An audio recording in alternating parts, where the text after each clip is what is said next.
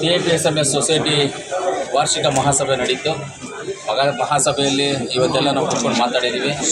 ಮೊದಲು ಏನು ನಮ್ಮ 3 ವರ್ಷಗಳ ಹಿಂದುಗಡೆ ನಮ್ಮ ಸೊಸೈಟಿಗೆ ನಾನು ಅಧ್ಯಕ್ಷನಾದಾಗ ಆ ಟೈಮಲ್ಲಿ ಸೊಸೈಟಿನಲ್ಲಿ ಒಂದು 47 ಲಕ್ಷ ಟ್ರಾನ್ಸಾಕ್ಷನ್ ಇತ್ತು.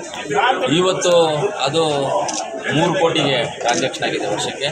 ಆಮೇಲೆ ಆವಾಗ ನಾವು ಒಂದು 140-150 ಟನ್ನು ಮಾರ್ತಾಯಿದ್ವಿ. ಇವತ್ತು 900 ಟನ್ ಗೊಬ್ಬರವನ್ನು ನಾವು ಮಾರ್ತಾಯಿದ್ವಿ. ಇವತ್ತು ಗೊಬ್ಬರನೇ ಅಲ್ಲ, ಅದಕ್ಕೆ ಫರ್ಟಿಲೈಸರ್ಸ್ ಬಿಟ್ಟು ಆಮೇಲೆ ಪೆಸ್ಟಿಸೈಡ್ಸ್ ಕೊಡ್ತಾಯಿದ್ದೀವಿ, ಆಮೇಲೆ ಸ್ಟೇಷ್ನರಿ ಕೊಡ್ತಾಯಿದ್ದೀವಿ, ಆಮೇಲೆ ಡ್ರಿಪ್ಪು ಈ ಥರದ್ದು ಡ್ರಿಪ್ಪಿಗೆ ಸಂಬಂಧಪಟ್ಟಿದ್ದು ಅದನ್ನು ಕೊಡ್ತಾಯಿದ್ದೀವಿ. ಎಲ್ಲ ಗೊಬ್ಬರಗಳು ಮೊದಲಿದ್ದು ಒಂದೇ ಒಂದು ಏಜೆನ್ಸಿ ಇತ್ತು. ಇವಾಗೆಲ್ಲ ಏಜೆನ್ಸಿಗಳು ಇಟ್ಕೊಂಡು ಎಲ್ಲವನ್ನು ಗೊಬ್ಬರ ರೈತರಿಗೆ ಇವಾಗ ನೀವು ನೋಡ್ತಾ ಇರ್ಬೋದು, ಪತ್ರಕರ್ತರು ನೋಡ್ತಾ ಇರ್ಬೋದು, ಸಫಿಷಿಯೆಂಟಾಗಿ ನಾವು ಗೊಬ್ಬರವನ್ನು ಆದಷ್ಟು ಮಟ್ಟಿಗೆ ಜನಗಳಿಗೆ ರೈತರಿಗೆ ಕೊಡ್ತಾ ಇದ್ದೀವಿ. ನಮ್ಮ ಮಹಾಸಭೆಯಲ್ಲಿ ಮುಖ್ಯವಾಗಿ ಹೇಳಬೇಕಂತಂದರೆ ಇವತ್ತು ಯಾರೇ ಆಗಲಿ ಒಂದು ರೈತರು ಯಾವುದೇ ಒಂದು ಆರೋಪವನ್ನು ಮಾಡಿಲ್ಲ ಇಲ್ಲಿ ನಮ್ಮ ಮೇಲೆ. ಯಾಕಂತ ಹೇಳಿದ್ರೆ ನಮ್ಮ ಡೈರೆಕ್ಟರ್ಸು ಆಗ್ಬೋದು, ನಾವೆಲ್ಲ ಡೈರೆಕ್ಟರ್ಸು ನಾನು ಸೇರಿಕೊಂಡು ನಮ್ಮ ಅಫಿಷಿಯಲ್ಸು ಸೇರಿಕೊಂಡು ತುಂಬ ನಿಯತ್ತಾಗಿ ಸಿಸ್ಟಮ್ಯಾಟಿಕ್ ಆಗಿ ಪದ್ಧತಿಯಾಗಿ ನಾವು ಸೊಸೈಟಿಯನ್ನು ನಡ್ಸ್ಕೊಂಡು ಹೋಗ್ತಾ ಇದ್ದೀವಿ. ಅದಕ್ಕೆ ಇವತ್ತು ಮಹಾಸಭೆಯಲ್ಲಿ ಯಾರು ಏನು ಮಾತಾಡದೆ ಸೈಲೆಂಟಾಗಿ ಕರೆಕ್ಟಾಗಿದೆ ಅಂದರು. ನಾವು ಈ ವರ್ಷ ಲಾಭನೂ 18 ಲಕ್ಷ ಲಾಭದಲ್ಲಿದ್ದೀವಿ. ಅದು ಬಿಟ್ಟು ನಾವು ಮುನ್ಸಿಪಾಲ್ಟಿಗೆ ಟ್ಯಾಕ್ಸ್ ಎಷ್ಟೋ ವರ್ಷಗಳಿಂದ ಫ್ರೀ ಬ್ಯಾಲೆನ್ಸ್ ಇರೋದನ್ನು 27 ಲಕ್ಷವನ್ನು ಕಟ್ಟಿದ್ದೀವಿ. ಆ 27 ಲಕ್ಷನೂ ಇದ್ದಿದ್ದರೆ ನಮಗೆ ಟ್ಯಾಕ್ಸ್ ಕಟ್ಟದೆ ಲಾಭಾಂಶದಲ್ಲಿ ಅದು ನಮಗೆಲ್ಲೋ ಹೋಗ್ತಾ ಇತ್ತು. ಲಾಭಾಂಶ 40 ಲಕ್ಷವರೆಗೂ ಬರ್ತಾ ಇತ್ತು. ಅದರಿಂದ ಹೊಸ ಬಿಲ್ಡಿಂಗ್ ಒಂದು ಕಟ್ಟೋದಕ್ಕೆ ಇವಾಗೆಲ್ಲ ಹಳೆ ಡೆವಲೇಷನ್ ಮಾಡಿ ಹೊಸ ಬಿಲ್ಡಿಂಗ್ ಕಟ್ಟೋದಕ್ಕೆ ನೆಕ್ಸ್ಟ್ ಮಂತಲ್ಲಿ ಅದನ್ನು ಅಥವಾ ನೆಕ್ಸ್ಟ್ ಮಂತಲ್ಲಿ ಸ್ಟಾರ್ಟ್ ಮಾಡ್ತೀವಿ. ಬಿಲ್ಡಿಂಗ್ ಎಲ್ಲ ಪ್ರೋಸೆಸ್ಸಲ್ಲಿದೆ, ಡಾಕ್ಯುಮೆಂಟೇಷನು ಪ್ಲಸ್ ಇಂಜಿನಿಯರಿಂಗ್ದು ಪ್ಲ್ಯಾನಿಂಗ್ಸ್ ಎಲ್ಲ ಪ್ರೋಸೆಸ್ಸಲ್ಲಿದೆ.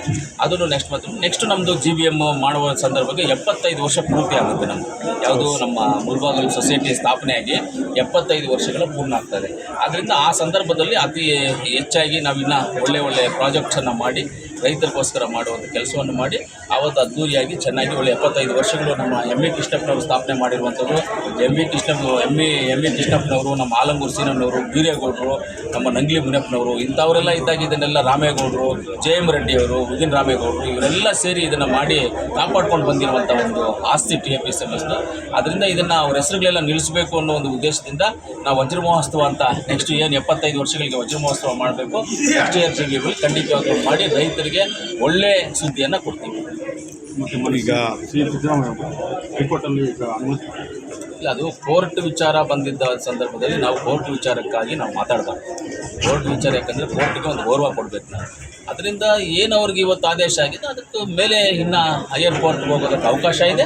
ಖಂಡಿತವಾಗ್ಲೂ ಲೀಗಲ್ ಆಗಿ ಏನು ಇದು ಅಂತ ಅದು ಲೀಗಲ್ ಅಡ್ವೈಸರ್ ತಿಂದ ಅವರಿಗೆ ಅದು ಕಾನೂನು ಪ್ರಕಾರವಾಗಿ ಅವ್ರು ಹೋಗ್ತಾರೆ. ಸರ್, ರೈತರಿಗೆ ಬರ ಪರಿಹಾರ ಏನಾದರೂ ಕೊಡ್ತಾರೆ ಸರ್? ಖಂಡಿತವಾಗ್ಲೂ ಕೋಲಾರ ಜಿಲ್ಲೆ ಬರ ಪರಿಹಾರ ಬರ ಅನ್ನೋದನ್ನು ಲಿಸ್ಟ್ ಆಗಿದೆ. ಕೋಲಾರ ಜಿಲ್ಲೆ ಎಲ್ಲ ಆಗಿದೆ, ಯಾವುದೇ ತಾಲೂಕು ಹೋಗ್ತಿಲ್ಲ, ಎಲ್ಲ ತಾಲೂಕುಗಳು ಬರಕ್ಕೆ ಸೇರ್ಕೊಂಡಿದ್ದಾವೆ. ಖಂಡಿತವಾಗ್ಲೂ ಬರ ಪರಿಹಾರ ಖಂಡಿತವಾಗ್ಲೂ ಆಲ್ರೆಡಿ ಬರ ಆಗೋಗ್ಬಿಟ್ಟಿದೆ. ರಾಗಿ ಹೋಯಿತು, ಕಲೆಕಾಯಿ ಇದು ಎಲ್ಲ ಹೋಗಿದೆ. ಇದನ್ನೇನು ಅನಾಲಿಸಿಸ್ ಮಾಡ್ತಾ ಇದ್ದಾರೆ. ಇವಾಗ ಒಂದು ವೀಕ್ ಒಳಗಡೆ ಎಲ್ಲ ಕ್ಲಿಯರ್ ಆಗುತ್ತೆ. ಆಲ್ರೆಡಿ ನಮ್ಮ ಮೊನ್ನೆ KDP ಮೀಟಿಂಗ್ 19ನೇ ತಾರೀಕು ಈ ಸಬ್ಜೆಕ್ಟ್ ಇಶ್ಯೂ ಆಯಿತು. ಆ ಇಶ್ಯೂ ಆದಾಗೂ ಹೇಳಿದ್ದೀವಿ, ಬರ ಅಂತಲೂ ಡಿಕ್ಲೇರ್ ಆಗಿದೆ. ಬರೋದಕ್ಕೇನು ನಷ್ಟ ಪರಿಹಾರ ಏನು ಕೊಡಬೇಕು ರೈತರಿಗೆ ಅದು ಖಂಡಿತವಾಗ್ಲೂ ಸರ್ಕಾರದಿಂದ ಆಗುತ್ತೆ. Thank you sir. ಈಗ ತಿರುಪತಿ ಲಾಡು ಬಗ್ಗೆ ಇಲ್ಲ, ತಿರುಪತಿ ಲಾಡೋದು ಬಿಡಿ, ಅದು ಒಂದು ನೋಡಿ ಸರ್, ನನಗೆ ಗೊತ್ತಿರೋದು ತಿರುಪತಿ ವಿಚಾರದಲ್ಲಿ ನಾನು ಒಂದು ವೆಜಿಟೇಬಲ್ ಡೋನರ್ ತಿರುಪತಿಗೆ. ನಿಮ್ಗೆಲ್ಲರಿಗೂ ಗೊತ್ತಿದೆ, ಎಷ್ಟು ನೋಡೋದು ಕಳಿಸ್ತೀವಿ ನಾವು ವೆಜಿಟೇಬಲ್ ಡೋನರ್ಸ್. ನಾವೆಲ್ಲ ಲಾರಿನೇ ಕೊಟ್ಬಿಟ್ಟಿದ್ದೀವಿ. ನಾವೆಲ್ಲ ನಮ್ಮ ಸ್ನೇಹಿತರು ನಾವೆಲ್ಲ ಸೇರ್ಕೊಂಡು ತಿರುಪತಿಗೆ 45 ಲಕ್ಷ ಖರ್ಚು ಮಾಡಿ ಒಂದು ಲಾರಿ ಕೊಟ್ಟು ಅದಕ್ಕೆ ಪ್ಲಸ್ ನಾವು ವೆಜಿಟೇಬಲ್ಸು ಕೊಟ್ಟು ಕಳಿಸ್ತಾ ಇದ್ದೀವಿ. ತಿರುಪತಿನಲ್ಲಿ 2 ಲ್ಯಾಬ್ ಇದೆ. ಯಾವುದೇ ತರಕಾರಿ ಆಗ್ಬೋದು, ಅಕ್ಕಿ ಆಗ್ಬೋದು, ಏನೇ ಆಗ್ಬೋದ್ರು ಫಸ್ಟ್ ಕೆಳಗಡೆಗೆ ಹೋಗಬೇಕು. ಅವರು ಆ ಲ್ಯಾಬಲ್ಲಿ ಚೆಕ್ ಮಾಡಬೇಕು. ಆ ಲ್ಯಾಬಲ್ಲಿ ಚೆಕ್ ಮಾಡಿ ಆದ ನಂತರ ಆ ರಿಪೋರ್ಟ್ ಎತ್ಕೊಂಡು ಬೆಟ್ಟದ ಮೇಲೆ ಹೋಗಬೇಕು. ಬೆಟ್ಟದ ಮೇಲೆ ಒಂದು ಲ್ಯಾಬ್ ಇದೆ, ಅಲ್ಲಿ ಚೆಕ್ ಮಾಡ್ತಾರೆ. ಅಲ್ಲಿ ಚೆಕ್ ಮಾಡಿ ಎಲ್ಲ ಈ ಲ್ಯಾಬ್ ರಿಪೋರ್ಟು ಆ ಲ್ಯಾಬ್ ರಿಪೋರ್ಟು ಈಕ್ವಲ್ ಬಂದಾಗ ಕರೆಕ್ಟಾಗಿದ್ದಾಗ ಓಕೆ ಅಂತವ್ರು ಬಂದಾಗ ಅವರು ಒಳಗಡೆಗೆ ಎಂಟ್ರಿ ಮಾಡಿಸ್ಕೊಡ್ತಾರೆ.